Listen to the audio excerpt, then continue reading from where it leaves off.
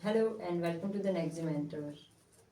आज की वीडियो आपको बहुत ही ज़्यादा पसंद आने वाली है क्योंकि हम इंग्लिश लैंग्वेज की जो क्लास स्टार्ट की थी उसको आगे कंटिन्यू करेंगे और हम ये देखेंगे कि हमें सेंटेंसेस बनाने में किस तरह से हेल्प हो सकेगी। जैसे कि अपने पहले लेक्चर में हमने ये डिस्कस किया कि लैंग्वेज अंडरस्टैंड करने के लिए, इंग्लिश लैंग्वेज अंडरस्टैंड करने के लिए हमें उर्दू में इंग्लिश को ट्रांसफॉर्म करके शुरू में समझना पड़ेगा एंड लेटर ऑन हम उसको सब्सटीट्यूट कर सकेंगे, क्योंकि एक लैंग्वेज से दूसरी लैंग्वेज का बैरियर ही उस लैंग्वेज को कन्वर्ट करना है और इस ट्रांसफॉर्मेशन को डायरेक्टली नहीं किया जा सकता। यही वो मिस्टेक थी जिसकी वजह से हम इंग्लिश को अंडरस्टैंड नहीं कर पाते। So let's start our lecture. आज हम बात करेंगे प्रोनाउन की। आज का लेक्चर आपको बहुत ही पसंद आने वाला है। उसकी वजह ये है कि आप इसको मज़ीद बेहतर तरीके से समझ सकेंगे और जुमले की जिन अल्फाज से शुरुआत होती है उनको आप समझ सकेंगे। तो आज हम बात करेंगे प्रोनाउन की।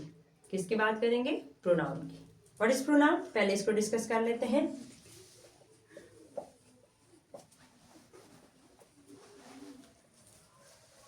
अगर आप यहाँ नोट करें तो मैंने प्रो और नाउन के बीच में एक डैश डाल के इन दोनों को सेपरेट आउट कर लिया है।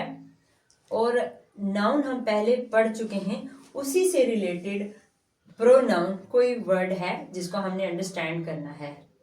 नाउन को हम पढ़ चुके थे, नाउन को कहते हैं। और अभी हम बात करें प्रोनाउन की।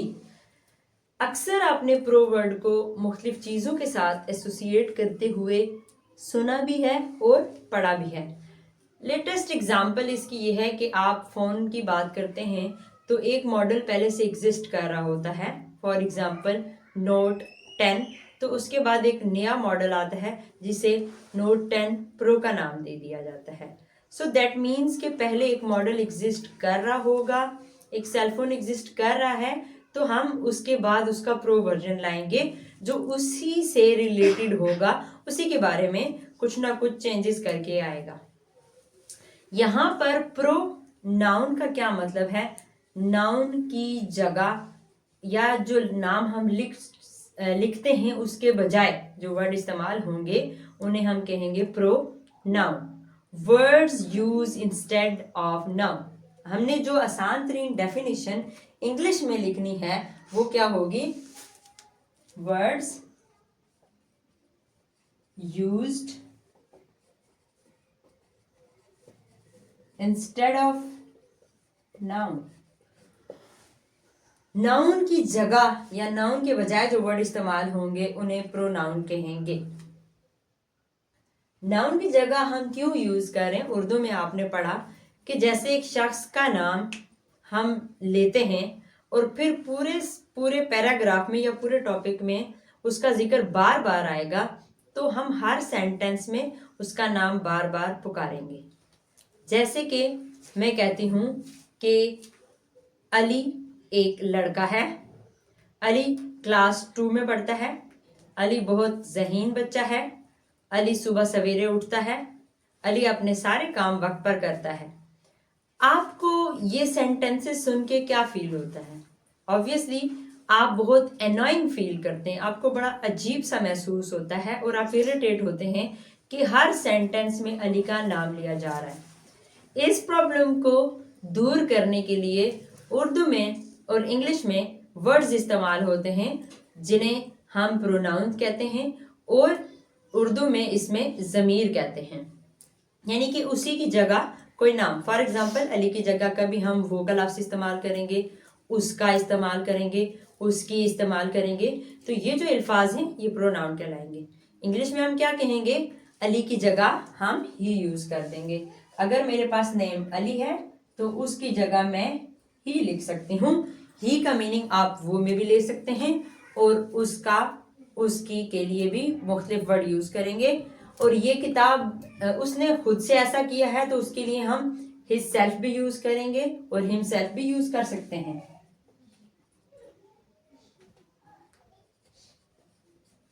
ये इसकी मज़ीद इकसाम में आ जाता है। अब हम इसके लिए मज़ीद एक चार्ट ड्रा करेंगे और फिर उसको डिस्कस करेंगे। स्टॉप। अच्छा, अब हम बात करेंगे प्रोनाउन में पर्सन्स की, जिसमें हमने सबसे पहले पर्सनल प्रोनाउन पढ़े भी थे। पर्सन्स को पढ़ना क्यों ज़रूरी है? एक तो ये आप अंडरस्टैंड कर लें कि इसमें जो हम ये थर्ड कॉलम करेंगे फर्स्ट रो में, ये आपके लिए टेंसेस में और जुमले बनाने में थ्रू आउट प्रॉब्लम करेगा, इसलिए हम इसको पहले थोड़ा सा डिटेल अंडरस्टैंड कर लेंगे ताकि आपका ये प्रॉब्लम हमेशा के लिए सॉर्ट आउट हो जाए। तो जनाब, पर्सन्स 3 तरह के होते हैं, first person, second person and third person. और फिर फर्स्ट सेकंड थर्ड पर्सन में सिंगुलर और प्लूरल का डिफरेंस भी है, वाहिद और जमा का भी।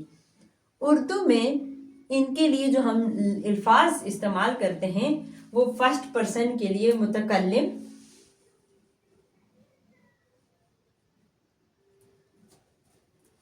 और ये हाजिर सेकंड पर्सन, हाजिर और थर्ड पर्सन गायब के लिए इस्तेमाल करते हैं। कहने का मतलब क्या है? जब भी कोई जुमला होगा उसमें एक स्पीकर होता है और एक उसके सामने जिससे एड्रेस कर रहा है, जिससे बात कर रहा है, वो एक हो या दो हो या दो से ज्यादा हो, तो सेकंड हाजिर जिन्हें एड्रेस किया जा रहा है, और तीसरा गायब है जो कि वहां पर मौजूद नहीं है, ना तो वो मुतकल्लिम में से है ना ही वो जिनसे मुखातिब है। ये दोनों कैटेगरी से जो नहीं आएगा, जो उनमें शामिल नहीं है, वो थर्ड पर्सन या फिर गायब में शामिल हो जाएगा। अब मुखातिब कौन हो सकता है?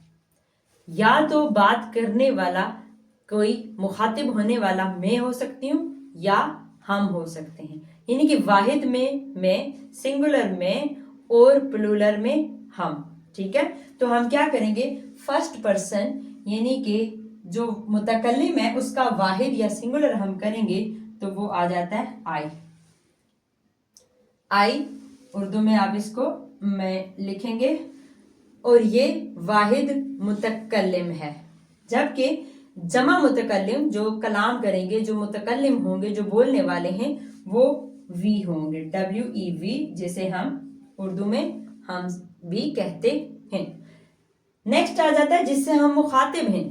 मुखातिब जिससे भी हम डायरेक्टली होंगे सेंटेंसेस में, वो तुम, एक भी तुम और ज्यादा भी तुम, तो एक के लिए भी यू और ज्यादा के लिए भी यू, वाहिद भी यू होगा और जमा भी यू होगा। तो हम यहां लिखेंगे यू एंड यू, तुम और तुम। याद रहे ये वाला यू सिंगुलर के लिए है और ये वाला यू प्लूरल के लिए है। अब रह जाता है थर्ड पर्सन और उसका सिंगुलर और प्लूरल। तो जनाब, थर्ड पर्सन जो कि सेंटेंस में मौजूद डायरेक्टली नहीं है, उससे मुखातिब भी नहीं है और वो खिताब करने वाला मुतकल्लिम भी नहीं है, तो फिर वो कौन है? थर्ड पर्सन है जो सेंटेंस में गायब है। वो अमूमन कोई लड़की, लड़का या ज्यादा लोग हो सकते हैं, मगर सेंटेंस में उनसे डायरेक्ट कलाम भी नहीं हो रहा और बोलने वाले भी वो खुद नहीं है, ना तो उन्हें एड्रेस किया जा रहा है ना वो स्पीकर हैं। ये फर्स्ट जो मुतकल्लिम है ये स्पीकर होते हैं और ये जिनसे address, to whom we address, जिनसे खिताब किया जा रहा है। और थर्ड आ गया जो इन दोनों में नहीं आते और वो है ही, शी और इट। ही का मीनिंग भी वो है लेकिन लड़का, शी का मतलब भी वो है मगर लड़की, और इट का मतलब है ये। और इट अक्सर जानवरों के लिए जिनका कोई जेंडर नहीं होता उसके लिए भी यूज होता है और बेजान चीजों के लिए भी यूज होता है। फिर इन्हीं का प्लूरल, एक या दो या दो से ज्यादा कोई लड़के या लड़कियां या चीजें या जानवर होंगे तो हम उनके लिए दे इस्तेमाल करेंगे। इस दे का मतलब है वो, मगर दो या दो से ज्यादा लोग या चीजें या जगह। ठीक है, अब इसमें एक चीज जो आपको हमेशा कंफ्यूज करेगी टेंसेस की फॉर्मेशन के दौरान, तो वो ये है कि थर्ड पर्सन और फिर सिंगुलर भी हो, वो वन नेम भी हो सकता है किसी चीज का या फिर किसी शख्स का, किसी इंसान का एक नाम। और टू नेम्स या मोर देन टू नेम्स वो प्लूरल, थर्ड पर्सन प्लूरल में आएगा। टू और मोर देन 2 नेम्स, 2 या 2 से ज्यादा नाम। तो जनाब ये है पर्सन्स के बारे में पूरी डिटेल। उम्मीद है कि आपको इसकी समझ आ गई होगी।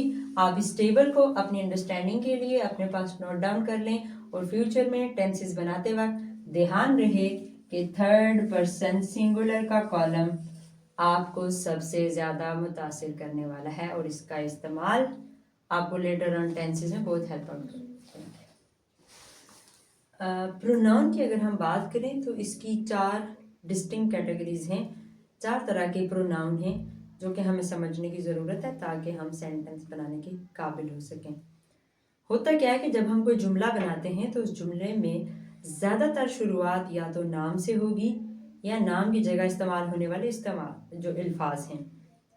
हम बात करते हैं तो हम कहते हैं कि अहमद आया, वो गया, हम खाएंगे, हम मरी जा रहे थे, हम एक दफ़ा एक सफ़र पर थे, वगैरह वगैरह। तो तमाम जुमलों में आप देखें कि किसी शख्स से या उसके नाम से या उसके नाम की जगह होने वाले लफ्ज़ से जुमला शुरू हो रहा है और कोई भी शख्स, चीज़ या जगह काम करने वाले के तौर पे काम करता है जुमले में तो जुमला बन पाता है। इसलिए हमें नाउन और प्रोनाउन को सबसे ज़्यादा समझने की ज़रूरत है।